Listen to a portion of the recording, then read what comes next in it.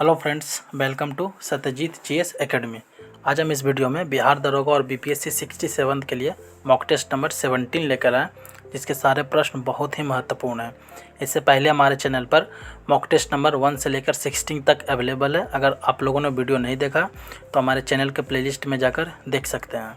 Video के and तक बने रहें और लास्ट में अपना स्कोर कमेंट जरूर करें कि आपका कितना क्वेश्चन सही हुआ। तो आइए शुरू करते हैं।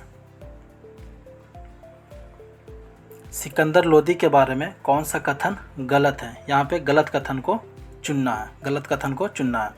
इनके बचपन का नाम निजाम खान था, बिल्कुल सही है। इसके बचपन का नाम निजाम खान था। इसने बादलगढ़ का किला का निर्माण कराया था, ये भी सही है। इसने आगरा शहर की स्थापना 1506 में किया था, ये गलत है। आगरा शहर की स्थापना 1506 में नहीं बल्कि 1504 में कराया था और 1506 में इसने आगरा को अपनी राजधानी बनाया था, तो ये स्टेटमेंट आपका गलत हो जाएगा। इसने मुस्लिम स्त्रियों को पीरों और संतों की मज़ारों पर जाने से रोक लगाया, तो ये भी स्टेटमेंट आपका सही है। तो ऑप्शन सी सही हो जाएगा कि इसने आगरा शहर की स्थापना 1506 में नहीं बल्कि 1504 में किया था। इसके अलावा सिकंदर लोदी गुलरुखी के नाम से फारसी में कविताएं लिखता था। गुलरुखी के नाम से फारसी में कविताएं लिखता था। बढ़ते हैं आगे। किस सुल्तान ने ईरानी त्यौहार नवरोज को आरंभ किया था? बलबन, इल्तुतमिश, अलाउद्दीन खिलजी, कुतुबुद्दीन ऐबक। तो इसका राइट आंसर होगा ऑप्शन ए, बलबन। बलबन ने ईरानी त्यौहार नवरोज को आरंभ किया था। बलबन का शासन काल की बात करें तो ये 1266 से लेकर 1287 तक शासन करता, 1266 से लेकर 1287 तक। इसके अलावा बलबन ने रक्त एवं लौह की नीति भी अपनाया था। इसके अलावा वो अपने आप को अफरासियाब, जो ईरान का उच्च वंशज था अफरासियाब, उसका अपने आप को वंश बताता था। अफरासियाब की वो अपने आप को अफरासियाब वंश का शासक बताता था। इसके अलावा बलबन ने एक प्रसिद्ध उपाधि धारण किया था, जिल ए इलाही, जिसका मतलब होता था ईश्वर की छाया। तो इतना इंपॉर्टेंट पॉइंट्स बलबन के बारे में आपको याद होना चाहिए। बढ़ते हैं आगे। आगरा की जामा मस्जिद का निर्माण किसने कराया था? जहांआरा, शाहजहां, अकबर, जहांगीर। तो इसका राइट आंसर होगा ऑप्शन ए, जहांआरा शाहजहां की बेटी थी। शाहजहां की ये बेटी थी जिसने आगरा में जामा मस्जिद का निर्माण कराया था। पढ़ते हैं आगे। शिवाजी के बारे में कौन सा कथन गलत है? गलत कथन को चुनना। शिवाजी के बारे में इनका जन्म 1628 में सिवनेर के दुर्ग में हुआ था, यह स्टेटमेंट गलत है। इनका जन्म 1628 में नहीं बल्कि 1627 में हुआ था, 1627 में। तो ऑप्शन ए आपका सही हो जाएगा।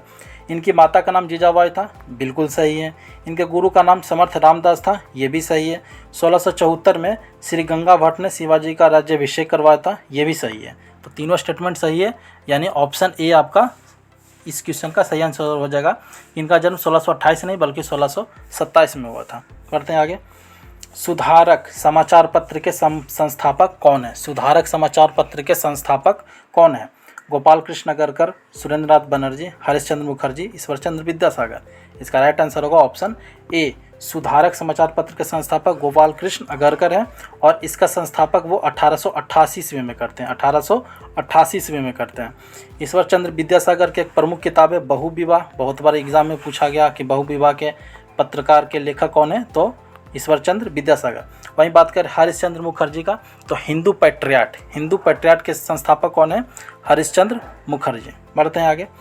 भारत और पाकिस्तान के बीच कितने किलोमीटर का सीमा साझा होता है? भारत और पाकिस्तान के बीच 3488 किलोमीटर, 3323 किलोमीटर, 1751 किलोमीटर, 699 किलोमीटर। इसका राइट आंसर होगा ऑप्शन बी, 3323 किलोमीटर। भारत और पाकिस्तान के बीच 3323 किलोमीटर, 3488 किलोमीटर होता है चीन के साथ, 1751 किलोमीटर होता है नेपाल के साथ और 699 किलोमीटर होता है भूटान के साथ। बढ़ते हैं आगे। अन्नपूर्णा पर्वत शिखर किस देश में स्थित है? इंपॉर्टेंट होगा ये। चीन, भारत, नेपाल, तिब्बत। इसका राइट आंसर होगा ऑप्शन सी, नेपाल में। अन्नपूर्णा पर्वत शिखर नेपाल में स्थित है। उच्च एशिया की रीढ़ किसे कहा जाता है? लद्दाख श्रेणी को, काराकोरम श्रेणी को, मध्य हिमालय को, महाभारत श्रेणी को।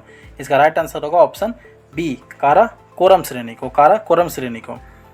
पूर्वी घाट की सर्वोच्च चोटी कौन सी है? पूर्वी घाट की धूपगढ़, नीलगिरी पर्वत, महाबलेश्वर, महेंद्रगिरी। तो इसका राइट आंसर होगा ऑप्शन डी, महेंद्रगिरी। पूर्वी घाट की सर्वोच्च चोटी महेंद्रगिरी है और ये 1501 मीटर ऊंची है, 1501 मीटर ऊंची है महेंद्रगिरी। जबकि नीलगिरी पर्वत की बात करें तो पूर्वी घाट और पश्चिमी घाट का मिलन बिंदु नीलगिरी पर्वत है। पूर्वी घाट और पश्चिमी घाट का मिलन बिंदु नीलगिरी पर्वत है। जबकि महाबलेश्वर की बात करें तो यहाँ से कृष्णा नदी निकलती है और पश्चिमी घाट का दूसरी सबसे ऊंची चोटी है। यहाँ सबको क्वेश्चन बताना कि धूपगढ़ किसकी सर्वोच्च चोटी है। धूपगढ़ किसकी सर्वोच्च चोटी है।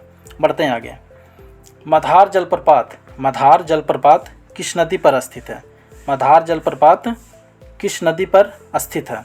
नर्मदा, चंबल, कावेरी, स्वर्णरेखा। इसका राइट आंसर होगा ऑप्शन ए, नर्मदा नदी पर मधार जलप्रपात स्थित है। जबकि स्वर्णरेखा नदी पर हुंड्रू जलप्रपात है, हुंड्रू, जो कि रांची में स्थित है। बढ़ते हैं आगे। असंतृप्त तेलों का हाइड्रोजनीकरण में प्रयुक्त उत्प्रेरक कौन सा है। लोहा, कोबाल्ट, तांबा, निकेल। इसका राइट आंसर होगा ऑप्शन डी, निकेल। इसमें निकेल उत्प्रेरक के रूप में कार्य करता है। बढ़ते हैं आगे। निम्न में कौन सा कथन सत्य है। यहाँ पे सत्य कथन को चुनना है। सूर्य में नाभिकीय ईंधन यूरेनियम होता, गलत है। सूर्य में जो नाभिकीय ईंधन होता है वो यूरेनियम नहीं बल्कि हाइड्रोजन होता है, हाइड्रोजन। तो पहला स्टेटमेंट गलत है। रेडियो एक्टिविटी की खोज मैडम क्यूरी ने किया था, ये भी गलत है। इसकी खोज हेनरी बेकुरल ने किया था, हेनरी बेकुरल। पित्त रस का प्रमुख कार्य प्रोटीन के पाचन को नियंत्रित करना है, तो यह स्टेटमेंट बिल्कुल सही है, यानी थर्ड स्टेटमेंट आपका सही है। और विद्युत बल्ब का तंतु नाइक्रोम का बना होता है, गलत है। विद्युत बल्ब का जो तंतु होता है नाइक्रोम का नहीं बल्कि टंगस्टन का बना होता है, टंगस्टन का। तो इसमें ऑप्शन आपका सी सही हो जाएगा। बढ़ते आगे। प्रतिध्वनि ध्वनि तरंग के कारण सुनी जाती है। प्रतिध्वनि ध्वनि तरंग के किसके कारण सुनी जाती है, तो ये परावर्तन के कारण सुनी जाती है। ऑप्शन ए सही हो जाएगा। प्रतिध्वनि ध्वनि तरंग के परावर्तन के कारण सुनी जाती है। मीथेन अणु का आकार कैसा होता है, इंपॉर्टेंट क्वेश्चन होगा ये। त्रिभुजाकार, अष्टभुजाकार, चतुष्फलकीय, रेखीय। तो इसका राइट आंसर होगा ऑप्शन सी, चतुष्फलकीय। मीथेन अणु का आकार चतुष्फलकीय होता है। निम्न में कौन एक यौगिक नहीं है। चीनी, हीरा, साधारण लवण, लगन नहीं होगा, लवण, साधारण लवण, प्लास्टर ऑफ पेरिस। तो इसका राइट आंसर होगा ऑप्शन बी, हीरा। हीरा एक यौगिक नहीं बल्कि तत्व है और ये कार्बन का एक अपर रूप है। अमोनियम क्लोराइड एवं सोडियम क्लोराइड का मिश्रण किसके द्वारा अलग किया जा सकता है। अमोनियम क्लोराइड और सोडियम क्लोराइड का ऊर्ध्वपातन के द्वारा, आश्वन विधि द्वारा, निस्पंदन या इनमें से सभी।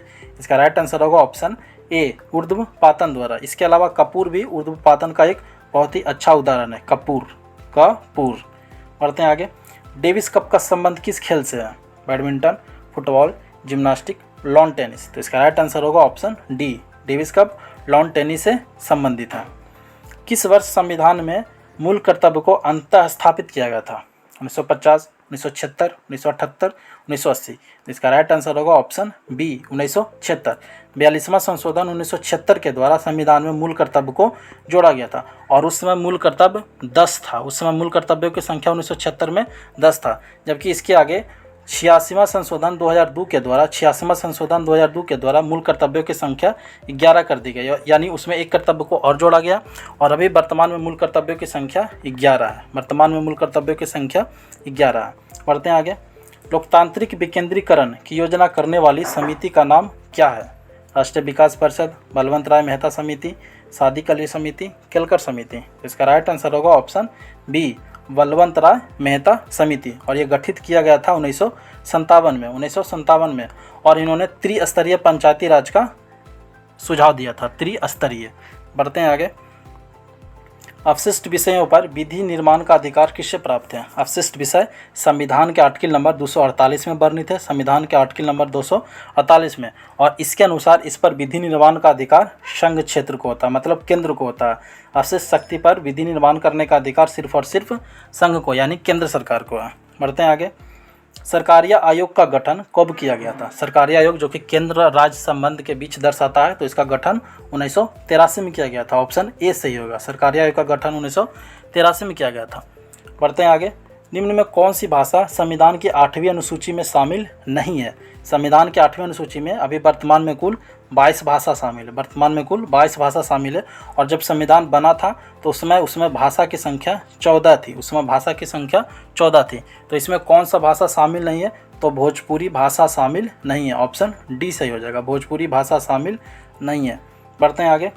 भारत में दल विहीन प्रजातंत्र किसने प्रस्तावित किया था। भारत में दल विहीन प्रजातंत्र जेपी नारायण ने प्रस्तावित किया था। ऑप्शन बी सही हो जाएगा, ऑप्शन बी जेपी नारायण। बढ़ते हैं आगे।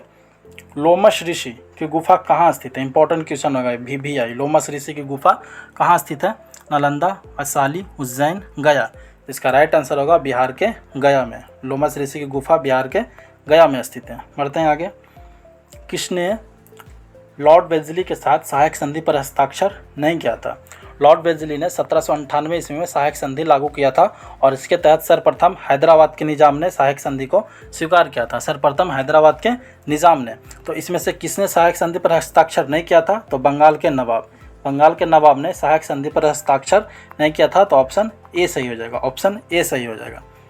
यहाँ से क्वेश्चन आता है, आपको बताना है कमेंट करके कि भारत में सहायक संधि का जन्मदाता किसे माना जाता है? भारत में सहायक संधि का जन्मदाता किसे माना जाता है?